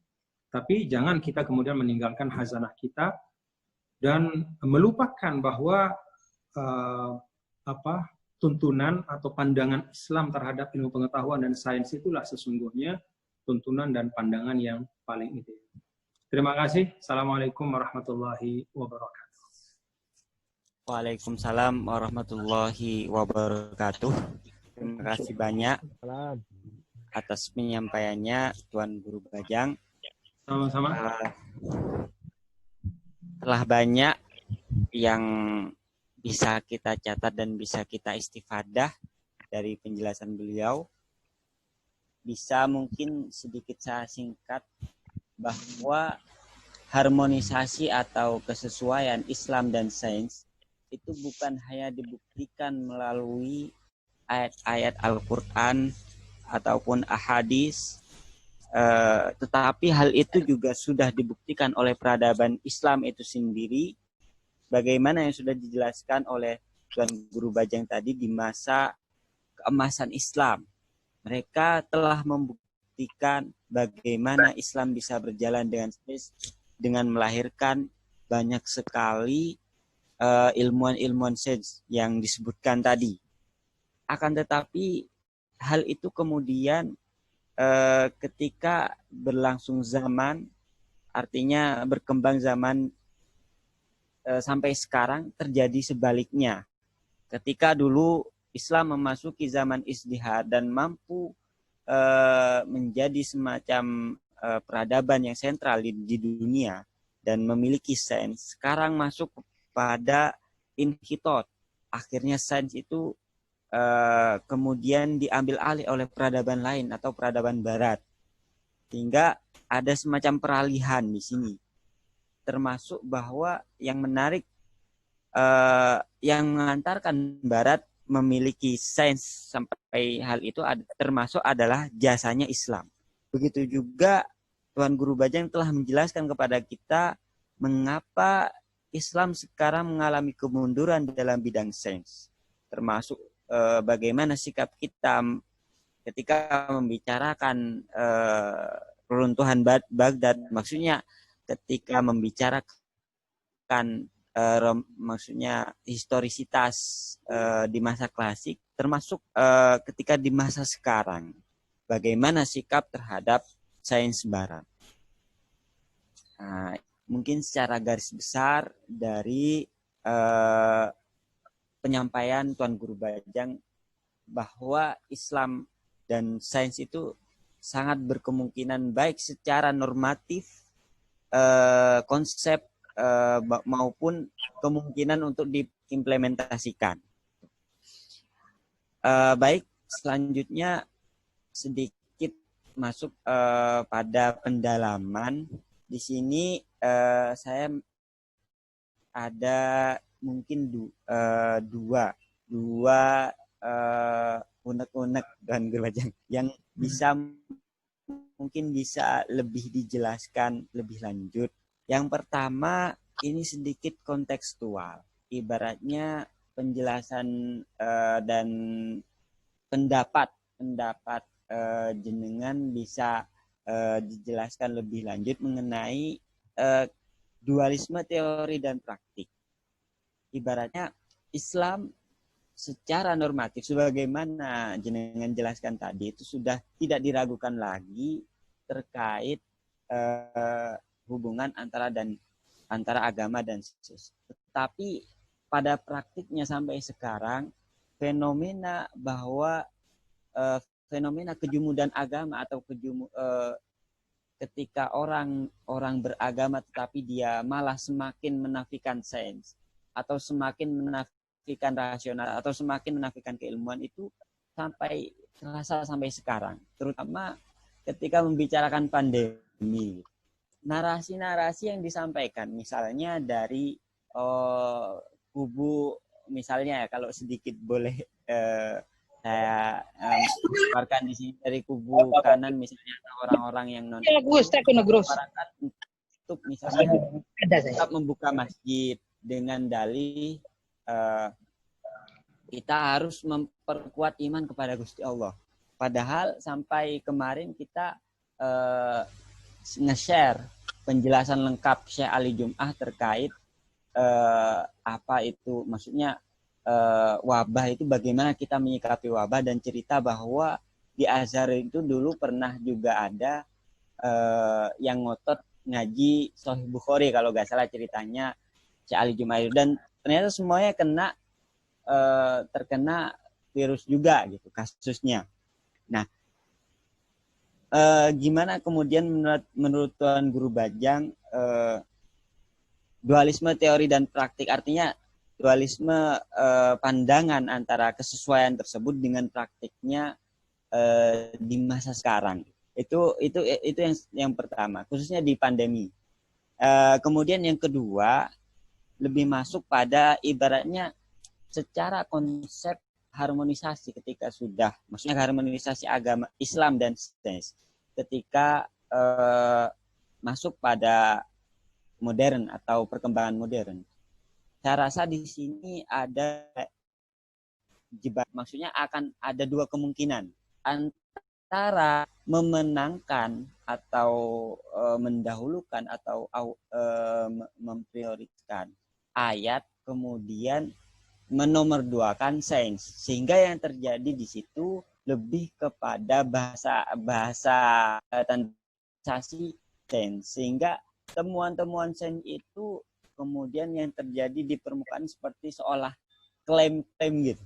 Dan ini misalnya fenomena ini banyak terjadi seperti di pemikiran Harun Yahya yang dia mengkritik teori Darwin, tetapi sekarang kan sudah kena skandal ya, maksudnya teorinya sudah tidak terbukti lagi gitu. Ini pada kasus yang pertama, kasus islamisasi sains atau harmonisasi tadi, mengedepankan sains dulu, maksudnya berangkat dari sains, kemudian ibaratnya memenang pada ayat-ayat tersebut. Maksudnya ketika ayat tersebut misalnya ada kemungkinan ayat sudah tidak relevan dengan sains, bagaimana sikap kita? Jadi kan kemungkinan antara yang lebih relevan, ayat itu bisa relevan dengan sains, berarti dia bisa kemungkinan islamisasi. Atau ketika ayat itu sudah misalnya ada semacam terjadi gitu di zaman selanjutnya gitu kan. Mungkin dua itu yang bisa saya tanyakan kepada ini. Ya Pak, terima kasih. Ini perlu dijawab nggak nih? Ya, moderator? Langsung aja, sedikit saja ya. Mungkin nanti ada beberapa yang kita diskusikan setelah ini. Yang pertama tentang sikap ya dari sebagian kita ya untuk berkeras ya tetap menggunakan rumah ibadah sebagai contoh dengan dalih bahwa hidup dan mati itu kan di tangan Allah, bahwa ya kita harus mendahulukan tawakal dan tidak boleh takut kecuali kepada Allah dan seterusnya. Kalau menurut saya sih mungkin ngajinya belum selesai, itu saja sih. Mungkin ngajinya belum selesai. Mungkin dia belum membaca surah atau surah Toha misalnya ya, atau surah Al-Baqarah bahkan yang bercerita tentang perjalanan hidup Nabi Musa alaihissalam. Nabi Musa alaihissalam sebelum jadi nabi itu ada beberapa kali saat beliau takut ya, khaifa yataraqqab. Bukan hanya khaifan, yataraqqab malah. Jadi takut sambil sembunyi-sembunyi, ngintip-ngintip gitu. Takut kemudian tertangkap karena ada masalah dengan seorang pemuda yang kemudian beliau memburu dan seterusnya. Bahkan setelah dikirim ke Firaun juga kan begitu. Fa'aujasa fi nafsihi khifatan Musa. Jadi Nabi Musa alaihissalam itu adalah satu contoh bagaimana Al-Quran mengkonfirmasi al-khawful fitri itu syai'un mu'tarafun. Bahwa yang namanya rasa takut yang fitri, ya, yang memang ada sebagai insting kita untuk menyelamatkan diri dari sesuatu yang membahayakan, sesuatu yang memang harus ada dan tetap ada pada diri kita supaya kita mampu menjaga diri. Ya Rasulullah SAW ketika hijrah juga kan diam-diam tengah malam sembunyi-sembunyi melewati jalan yang tidak dilewati oleh bukan jalan umum, kira-kira itu lewat jalan tikus lah bahasa kita. Ya karena memang khawatir ditangkap oleh Quraisy dan seterusnya. Jadi kalau baca Al-Quran dengan pelan, dengan pemahaman ya, kita membaca hadis dengan sungguh-sungguh, dengan pemahaman, tidak memotong satu ungkapan Rasul dilepaskan dari konteksnya, tidak mengambil satu ayat yang dilepaskan dari konteksnya, akan kemudian utuh pada diri kita gitu, bahwa urusan iman kepada Allah itu satu hal, urusan bahwa kita ikhtiar menjaga diri dari pandemi ini itu hal yang lain, tidak usah dipertentangkan. Bahkan itu bisa saling mendukung dalam arti bahwa menjaga diri itu bagian dari perintah Allah Subhanahu wa Ta'ala. Jadi menurut saya sih itu suatu tadayun ya. Ini bukan din ya, kita nggak lagi bicara din di sini ya, teman-teman. Kalau sudah masalah pengamalan ini kan bukan din lagi tapi tadayun. Ini juga perlu saya ingatkanlah kita, jangan mengatakan ini agama, padahal yang kita katakan agama itu adalah cara beragamaan. Jadi tadayun dengan din itu bukanlah hal yang sama. Bisa jadi din mengatakan A, tapi tadayunnya karena kurang paham, ya tadayunnya itu menjadi aneh gitu. Sedang pandemi maksa diri pergi ke masjid gitu, padahal itu sesuatu yang dalam Islam itu bahkan bisa membahayakan bukan hanya dirinya tapi juga keluarga. Jadi ini antara din sama tadayun, sama seperti yang mohon maaf ya, kita kalau bicara tentang misalnya hadis al-Islam ya'lu wa la yu'la alaih. Islam itu tinggi dan tidak ada yang lebih tinggi. Kita kan sering menafsirkan bahwa tidak ada ajaran yang lebih tinggi dari Islam. Tapi kita juga harus ingat bahwa hadis ini juga bisa dimaknakan bahwa tidak ada seorang pun yang bisa mengklaim ya, dirinya adalah Islam selain ya tentu Rasul Shallallahu Alaihi Wasallam dengan penerapan ya contoh beliau. Tapi kalau Anda, saya ya, atau kita jangan cepat-cepat mengatakan saya adalah Islam. Dalam arti kalau Anda misalnya memiliki pemahaman tertentu ya, apalagi masalah ya, bermasalah sama orang, bermasalah dengan hukum misalnya, lalu kemudian sedikit-sedikit mengatakan wah ini berarti Islam yang dikriminalkan dan seterusnya, padahal yang bermasalah dia. Jadi kita kadang-kadang tidak sadar ya mereduksi kemuliaan Islam itu sesuai dengan kemauan kita. Wa na'udzubillah min dzalik. Semoga kita tidak jatuh ke dalam egoisme beragama seperti itu.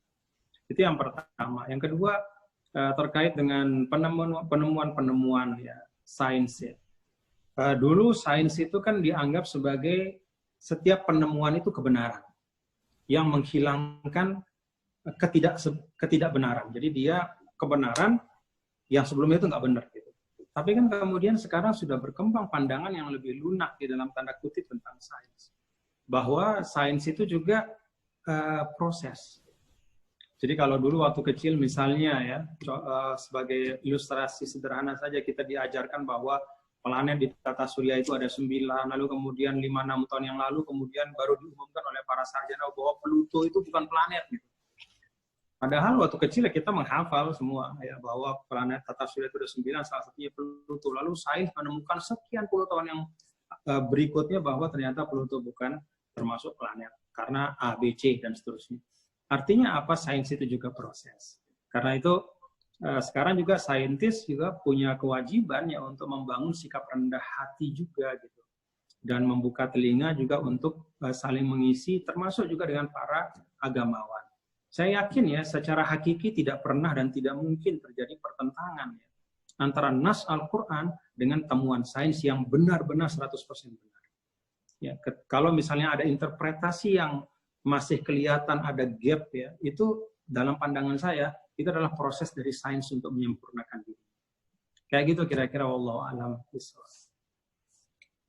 Terima kasih penyampaiannya, Guru Bajang. Oke. Kita langsung masuk pada sesi selanjutnya, yaitu pertanyaan. Tadi sebenarnya sudah ada 5 pertanyaan dari peserta. Sebentar. Bila? Jadi jam 16.30.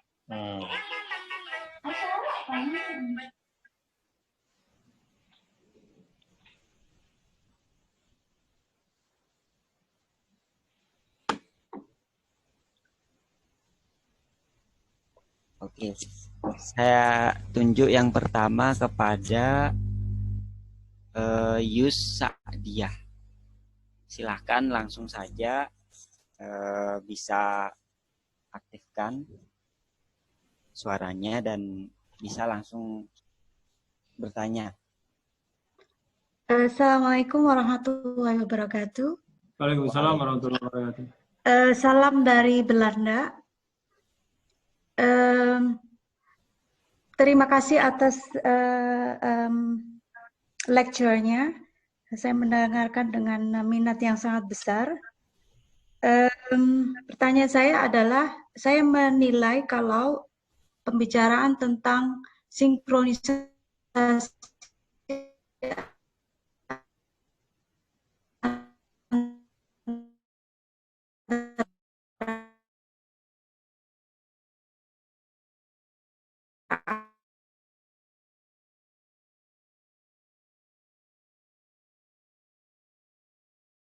glorifikasi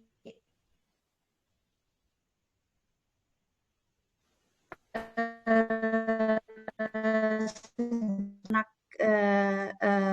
SD gitu. Saya tinggal di Belanda, saya juga punya anak yang sekolah di sini. Sains itu dari kecil sekali sudah diterapkan, diperkenalkan. Kemudian tentang sinkronisasi dengan agama, itu agama memang hak orang tua mendidik agama, bukan hak negara. Saya cuma ingin mendengarkan pendapat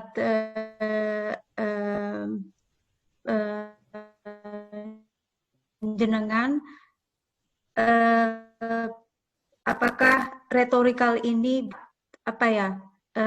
tidak hanya di podium tapi akan juga diperluas sehingga at least di future anak-anak atau Muslim di Indonesia itu lebih ngeh dengan sains, tidak hanya tahu dosa saja. Thank you. Terima kasih. Mungkin bisa langsung dijawab oleh Tuan Guru Bajang. Ya, menurut saya sih semua yang disampaikan oleh siapa tadi, Ibu Yusadia. Ibu Yusadia itu benar Bu. Jadi itu benar dan seperti itu faktanya ya. Bahwa sains kita ini memang jauh ya. Kita ini kan sekarang ini agak ironis ya. Jadi kita selalu bicara sebagai kita ini umat punya kitab suci dan punya hadis yang penuh dengan dorongan sains. Tapi setiap hari yang kita banggakan itu adalah sains penemuan orang. Mana penemuan kita? Kan yang kita banggakan semua adalah teknologi ya. Teknologi itu hasil daripada sains ya. Yang dihasilkan oleh orang gitu. Kita ini menjadi konsumen saja. Kita tidak menjadi peron. Kenapa? Ya karena tadi pangkalnya itu kita lepas ya. Jadi hubul istitlahnya, curiosity-nya sudah hilang ya, merasa cukup dengan apa yang ada. Kemudian dikotomi ilmu agama dengan ilmu umum, kemudian juga hedonisme yang luar biasa yang menimpa kita sebagai umat. Ya kalau urusan dari luar itu menjajah atau melakukan penghancuran apa ya itulah fakta, tapi yang hal-hal yang terjadi di dalam diri kita. Karena itu tadi di bagian-bagian awal itu saya sengaja menyebut sebab-sebab dari kemajuan sains.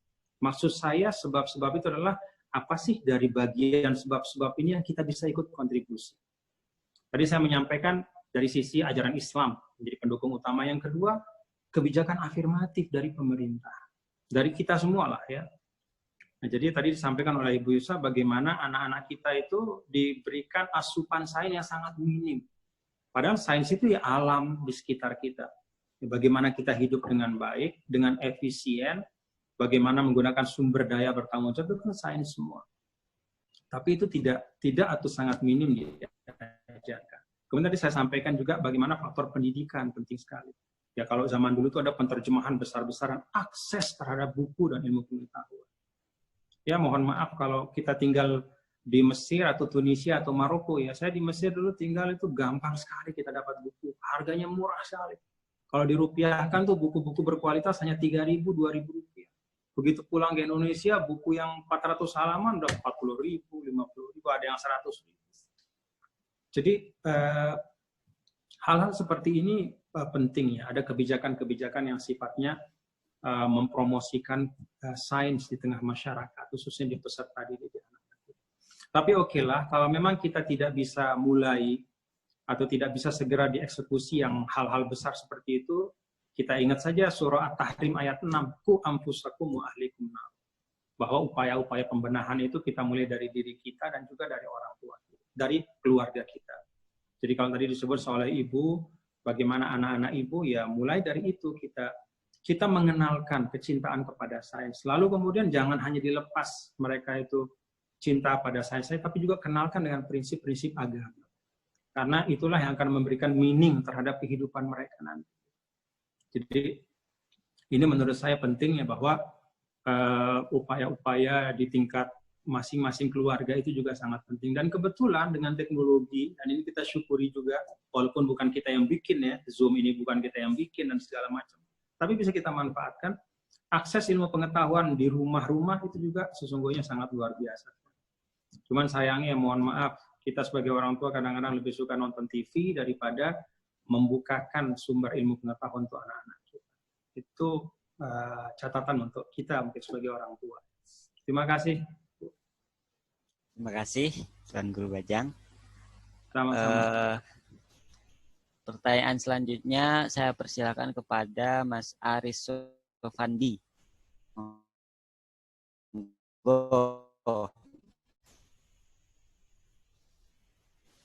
Persilahkan. Assalamualaikum warahmatullahi wabarakatuh. Waalaikumsalam warahmatullahi wabarakatuh. Terima kasih atas kesempatannya. Ustadz, saya mau tanya. Saya Aris Sofandi dari Gresik, Ustadz, Jawa Timur. Ya, Mas Aris. Oke. Saya singkat saja, Ustadz, saya mau bertanya. Saat ini itu kan kita ini sering mendapatkan efek dari dampak dari sekularisasi, Ustadz. Jadi benar memisahkan bahwa kalau yang sudah belajar agama ya agama aja, kalau yang belajar umum ya umum aja, seperti yang Ustadz sampaikan tadi. Nah, kita sebagai sarjana muda, Ustadz ya, yang notabene itu kita sebagai agent of change dalam peradaban Islam, bagaimana cara kita bisa memunculkan lagi semangat dakwah, semangat berliterasi, semangat mencintai ilmu, semangat meninggalkan perilaku-perilaku hedonis yang Ustadz sampaikan tadi di lingkungan masyarakat, khususnya di terutama mungkin di lingkup kecil dulu di keluarga kita, kemudian lebih luas lagi di komunitas kita, di masyarakat luas. Itu aja, Ustadz. Terima kasih. Ya, Mas Aris, saya langsung tanggapin ya. Saya langsung tanggapi atau lewat moderator? Baik, Mas Aris. Ya, benar juga ya, Mas Aris dari Gresik tadi menyampaikan seperti itu benar ya. Faktanya memang begitu. Tetapi menurut saya kita bisa mulai ya dari diri kita masing-masing. Kalau misalnya Mas Aris punya komunitas ya untuk kajian-kajian keislaman, menurut saya kajian kaun itu diperbanyak. Kan ada kajian kholik, kajian insan, dan kajian kaun. Jadi tentang sang pencipta, tentang manusia, dan tentang alam raya. Kita banyak sekali kajian tentang al-kholik. Tapi kajian tentang insan, termasuk pengembangan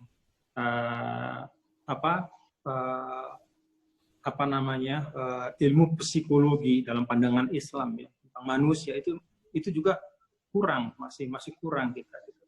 Banyak di antara kita memahami manusia tanpa sadar dengan frame orang Barat memahami manusia. Nah, apalagi kaun ya, kaun itu alam. Di situ tempatnya sains. Jadi kita memang banyak sekali bicara tentang al-kholik, tapi tentang al-insan wal kaun dalam konteks Islam itu kita kurang. Nah, menurut saya kita perbanyak saja.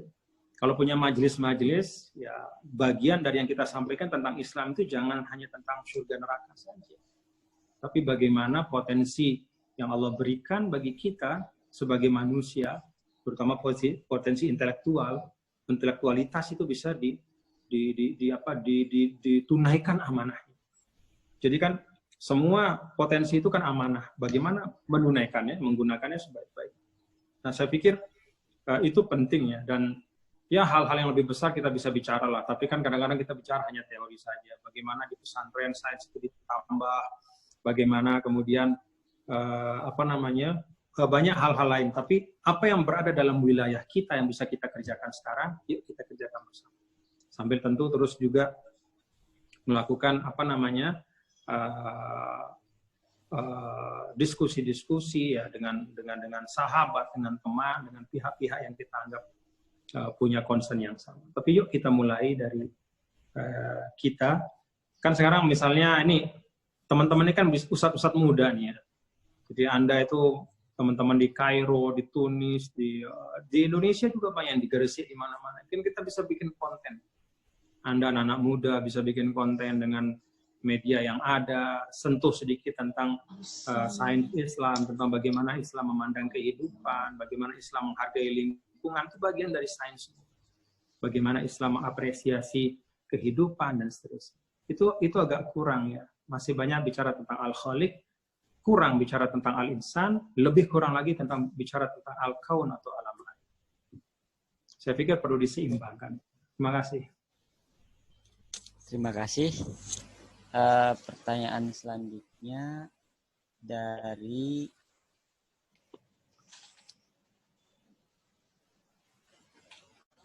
sebentar. Bapak Abdul Syakur LC MH IAIN Samarinda, kami persilakan. Terima kasih. Assalamualaikum warahmatullahi wabarakatuh. Waalaikumsalam. Nama Abdul Syakur dari IAIN Samarinda, LBM PWNU Kaltim dan OIAA Kalimantan Timur, murid dan juga saya murid dan bimbingan dari Tuan Guru Bajang di OIAA. Terima kasih. Singkat Bukan saja. murid, Singkat saja Tuan Guru Bajang. Kita melihat di dalam hadis pun diantaranya mungkin kita bisa lihat dalam hadis tentang ketika kita ada minuman, kemudian ada kemasukan lalat, maka di situ kita diperintahkan atau dianjurkan untuk mencelupkannya. Karena kemudian Nabi menjelaskan bahwa ternyata di satu sayap terdapat racun dan satu sayap terdapat penawarnya. Itu kan juga mungkin menjadi salah satu bukti bahwa Islam memang betul-betul mendukung sains dan ternyata terbukti itu. Bahkan kemudian ada penelitian tentang masalah kenapa untuk najis untuk air seninya anak perempuan di usia kurang dari 2 tahun, sementara dia hukumnya adalah najis mutawassithah. Sementara untuk yang air seni bayi yang di usia yang sama itu mukhaffafah. Ternyata juga kan ada kajiannya menunjukkan bahwa kadar bakteri yang ada pada air seni anak kecil yang laki-laki itu hanya usia 0 sampai 3 bulan hanya kurang lebih 7%. Sementara untuk yang anak perempuan, bayi perempuan sudah di angka 70% lebih kadar bakterinya. Artinya memang saya sepakat dan alhamdulillah mendapatkan banyak sekali pencerahan bahwa ilaqah atau relasi antara agama dengan sains dalam minimalisnya adalah tawafuki, tapi bisa jadi merupakan takamuli. Nah, pertanyaan saya, Tuan Guru Bajang, kira-kira bisa tidak berkaitan dengan sebab-sebab kemajuan sains di masa lampau itu kan ada kebijakan afirmatif pemerintah. Nah, kira-kira bisa tidak kita jajaki dari diskusi semacam ini ada rekomendasi untuk pemerintah, mungkin apa pemerintah yang pusat kah atau mungkin di bawahnya kah atau mungkin di badan-badan sains untuk membuat kebijakan yang betul-betul afirmatif terhadap kemajuan sains khususnya di Indonesia dan khususnya lagi untuk umat Islam. Kira-kira bisa tidak ada kita membuat dari diskusi semacam ini supaya tidak hanya menjadi pengetahuan pribadi kita masing-masing, tapi ada dampak yang real di tengah kehidupan masyarakat Indonesia. Kita membuat semacam rekomendasi dari hasil pertemuan semacam ini untuk pemerintah. Dan ini juga berkaitan dengan kira-kira apa menurut Tuan Guru Bajang solusi amali, ya. Tidak hanya yang ilmi, tapi solusi amali yang paling mendesak untuk kita saat ini yang langsung bisa kita praktikkan dan kira-kira ada hasil yang nyata untuk kemajuan sains di dunia Islam terutama di Indonesia. Terima kasih, syukran. Assalamualaikum warahmatullahi wabarakatuh. Waalaikumsalam.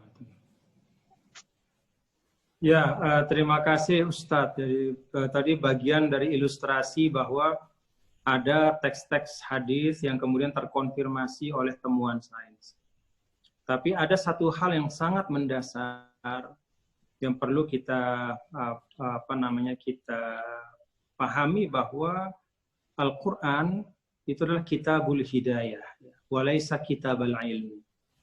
Jadi Al-Quran itu diturunkan bukan menjadi ensiklopedia ilmu pengetahuan, tapi hudan linnas.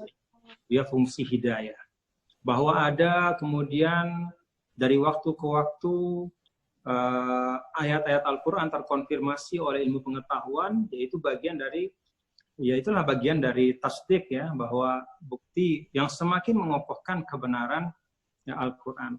Kalaupun ada ayat-ayat yang belum terbukti oleh sains, ya, belum terbukti oleh penelitian ilmiah, yaitu bagian dari apa yang menjadi PR sejarah ke depan. Jadi ini posisi yang harus clear di otak kita bahwa Al-Quran laisa kitabal ilmi, bima'na annahu mausu'atun ilmiah, bahwa dia bukan ensiklopedia ilmu pengetahuan, karena kalau mau belajar ilmu pengetahuan ya ada apa namanya, ada prosedur, ada disiplinnya dan macam-macam. Tapi Al-Quran itu kitabul hidayah. Dia mencakup, dia memberikan etika, tatanan nilai ya, yang diperlukan di dalam kita mengembangkan ilmu pengetahuan. Nah, tadi yang saya kasih contoh itulah bahwa Al-Quran itu menegaskan ada sang pencipta, dunia ini ada tujuannya, bahwa realitas itu bukan hanya material yang ada di dunia saja, tapi setelah itu juga adalah realitas setelah dunia. Kemudian ada juga perangkat etika yang itu bagian dari pesan-pesan Al-Quran gitu, supaya proses bersains kita itu tidak kemudian menjadi sesuatu yang membawa sesuatu yang destruksi kepada kemanusiaan dan peradaban. Nah, kemudian kalau apa sih yang bisa kita lakukan, yang menurut saya pertama kekayaan konten ya, anak-anak kita memang harus lebih dikenalkan dengan sains sejak usia dini. Kalau misalnya Anda punya lembaga ilmu pengetahuan atau sekolah ya, punya sekolah lembaga pendidikan, mohon maaf, ya dilihat saja gitu apa hal-hal yang bisa lebih diperbanyak konten sainsnya. Ketika belajar agama pun itu kan bisa dari perspektif sains dan seterusnya. Nah, selain konten itu juga perlu cara ya. Anak-anak kita ini dibesarkan dengan seringkali dengan anggapan bahwa sains itu sulit. Sehingga akhirnya kita kehilangan semangat untuk belajar sains. Salah satu batu penjuru sains itu kan matematika. Kalau anak-anak kita ditanya itu banyak sekali yang kemudian takut sama matematika gitu. Karena memang dibahasakan sebagai sesuatu yang menakutkan. Jadi konten dan cara ya, itu dua hal yang sangat penting di dalam kita mendekatkan sains kepada anak-anak kita dan membangun semangat untuk mencintai ilmu pengetahuan. Nah, kalau tadi apa sih yang bisa kita usulkan? Menurut saya, Ustadz di tempat ya di Kalimantan ya, itu juga bisa kemudian misalnya berdiskusi dengan kepala daerah atau dengan pimpinan DPRD, anggota DPRD untuk kemudian mengadvokasi program yang terkait dengan pengembangan sains di daerah. Dan kalau kita bicara sains kan bukan mesti kita bicara tentang teknologi tinggi ya, tapi kita bicara misalnya teknologi terapan, teknologi tepat guna, bagaimana memanfaatkan sumber daya yang ada di sekitar kita untuk kemudian untuk kemanfaatan kita dengan kos yang rendah. Dan itu banyak sekali teknologinya dan itu tidak sulit. Dan itu semua bagian dari sains. Wallahu a'lam bishawab. Syukran, Syekh. Sama-sama. Sukses OYA-nya di sana insyaallah ya. Ya, amin. Bidu'aik ya, Syekh. Pertanyaan terakhir Tuan Guru, langsung saya persilahkan kepada Mas M. Wasid HCH, Win Sunan Kalijaga.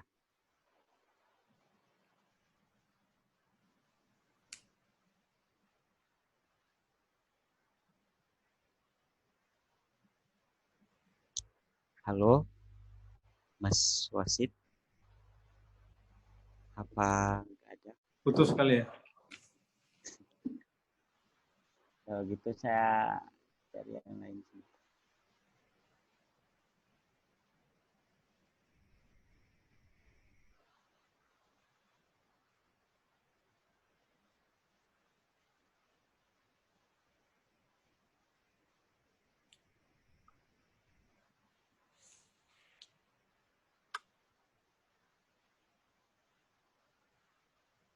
Langsung kepada Mas Mas Amir Firmansyah. Silahkan.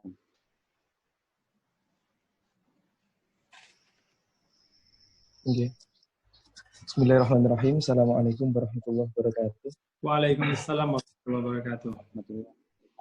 Alhamdulillah, saya diperkenankan untuk bertanya kepada Tuan Guru Bajang. Kebetulan saya juga S1 di Malaysia. Sekarang sedang menempuh pendidikan juga di Maroko. Ada satu pertanyaan yang menggelitik dalam dunia sains ini, dunia agama yang disambungkan dengan sains. Dulu ketika saya di Indonesia itu pernah baca tafsir ilmi. Tafsir ilmi pun banyak pro kontranya. Yaitu karangan Insyal itu dia mengatakan tafsir ilmi bainal mu'ayyidin atau mu'aridin itu masih ada.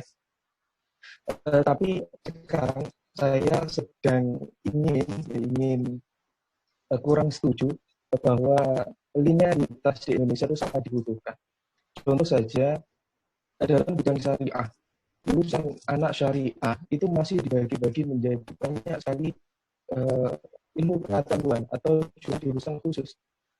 Misalnya prodi akhlak syahsiyah, sehingga lulusan syariah itu mereka hanya mampu mengerti ahwal syahsiyah. Kemudian hukum ekonomi syariah, kemudian perbankan syariah. Nah, ketika lulusannya pun menjadi orang-orang yang hanya lulus pada satu bidang tertentu.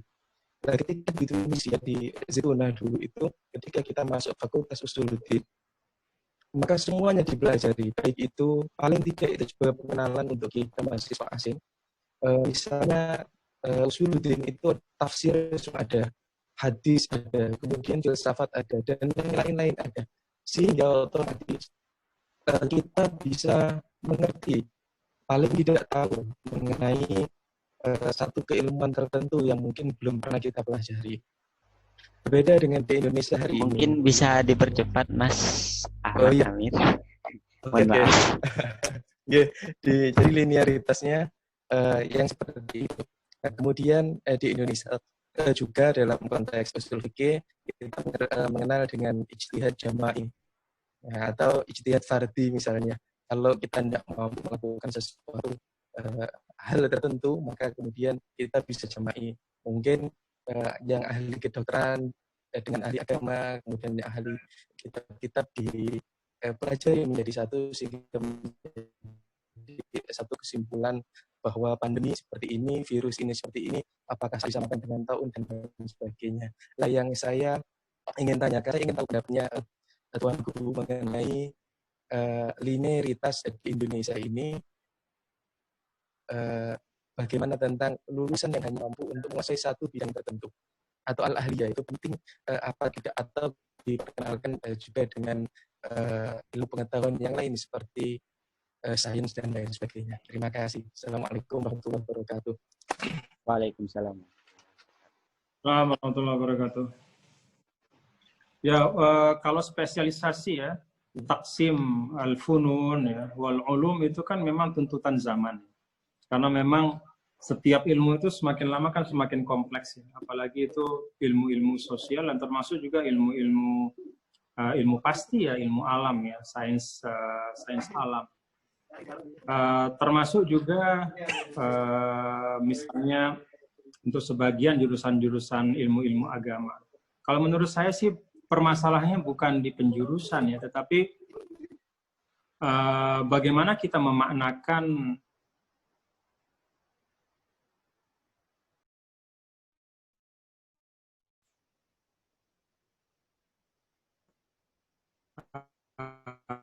proses. Jadi kenapa dulu dari kecil itu disuruh menghafal ya, kalau zaman dulu tuh dikutab-kutab gitu. Selesai hafalan Quran sebelum 15 tahun itu rata-rata dikutab seperti itu. Jadi memang itu dianggap sebagai masa untuk mengumpulkan informasi. Lalu kemudian ketika sudah di kuliah di perguruan tinggi ditertibkan informasi yang ada di dalam dirinya itu. Dalam arti dia mempelajari metodologi berpikir, analisa, riset gitu. Sehingga ilmu pengetahuan informasi ya, pengetahuan itu kan informasi, itu bisa menjadi ilmu pengetahuan karena sudah ada metodenya, dia sudah memahami itu dengan baik. Nah, karena itu ketika di perguruan tinggi itu seharusnya apa-apa yang dia terima di bangku kuliah itu harusnya menjadi pemantik saja. Jadi sungguh naif kalau misalnya ada seorang mahasiswa kuliah lalu yang dia lakukan hanya membaca buku diktat kuliahnya sepanjang tahun, itu naif menurut saya. Karena itu hanya menjadi pemantik ya untuk kemudian dia memperkuat pisau analisanya, memperkuat metodologi berpikirnya sehingga bisa menjadi seorang intelektual gitu. Nah, kalau bicara seperti itu kan dia di jurusan apapun ya dia akan mampu paham dengan baik. Jadi bukan di penjurusannya menurut saya, tapi bagaimana memaknakan keberadaan di perguruan tinggi. Bagi saya di perguruan tinggi itu proses mematangkan intelektualitas. Jadi menguasai metodologi berpikir, ya, memahami bagaimana menggunakan pisau analisa dengan teori-teori yang beragam, dan menyusun ilmu pengetahuan yang sudah ada di dalam diri kita. Itu dalam pandangan saya, sehingga ya tidak masalah saya penjurusan itu, tapi bagaimana kemudian kita memaksimalkan ya periode ketika berada di bangku kuliah dan seterusnya untuk mengasah intelektualitas kita. Wallahu a'lam bishawab. Terima kasih. Sama-sama. Alhamdulillah kita sudah selesai pada sesi pertanyaan dari peserta semua. Sangat menarik sekali diskusi kita hari ini. Pertanyaan muncul dari berbagai perspektif, mulai dari pendidikan, ekonomi antara sains dan ilmu di masyarakat, sains dan agama di masyarakat, sampai ada terkait yang dari pendidikan anak tadi yang disampaikan di pertanyaan pertama. Sebelum saya tutup, mungkin sedikit saja closing statement dari PGB. Saya persilakan, waktu dan tempat saya persilakan. Terima kasih.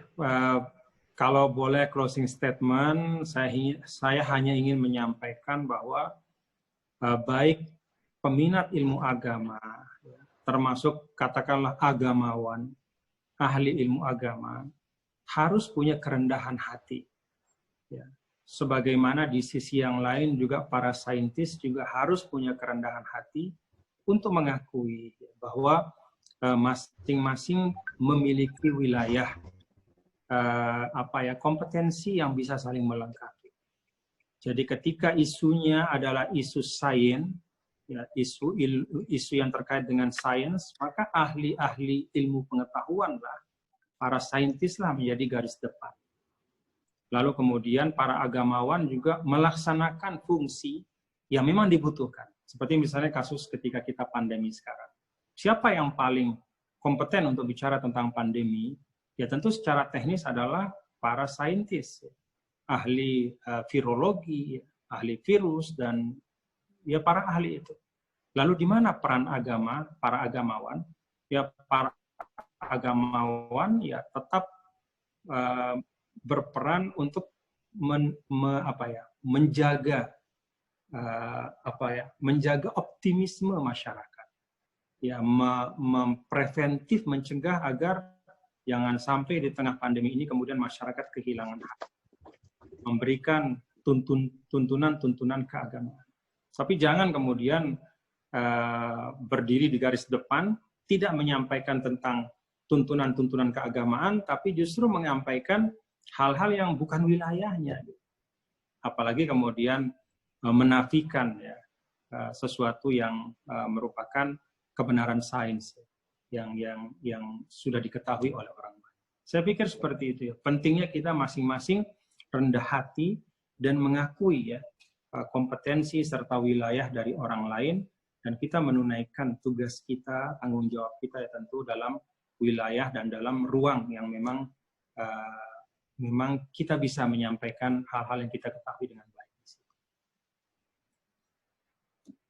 Kira-kira seperti itu, dan terima kasih untuk diskusi. Saya juga banyak menerima masukan-masukan yang menarik, dan saya berharap teman-teman PCI-NU Afrika meneruskan ya, tidak hanya pada masa pandemi, tapi pada masa-masa normal, karena tema-tema tentang tentang memahami secara lebih komprehensif tuntunan-tuntunan Islam dalam seluruh sektor kehidupan itu penting sekali.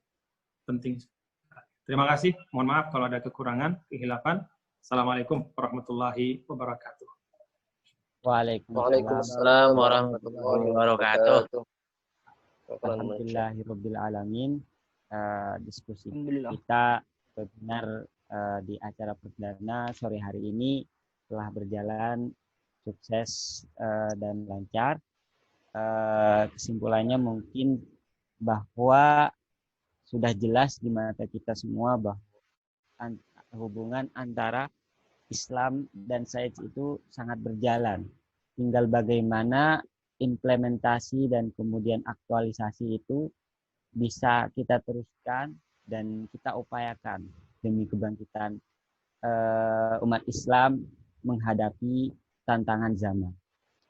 Mari kita tutup webinar kita pada sore menjelang maghrib atau sudah maghrib hari ini dengan sama-sama membaca Alhamdulillah.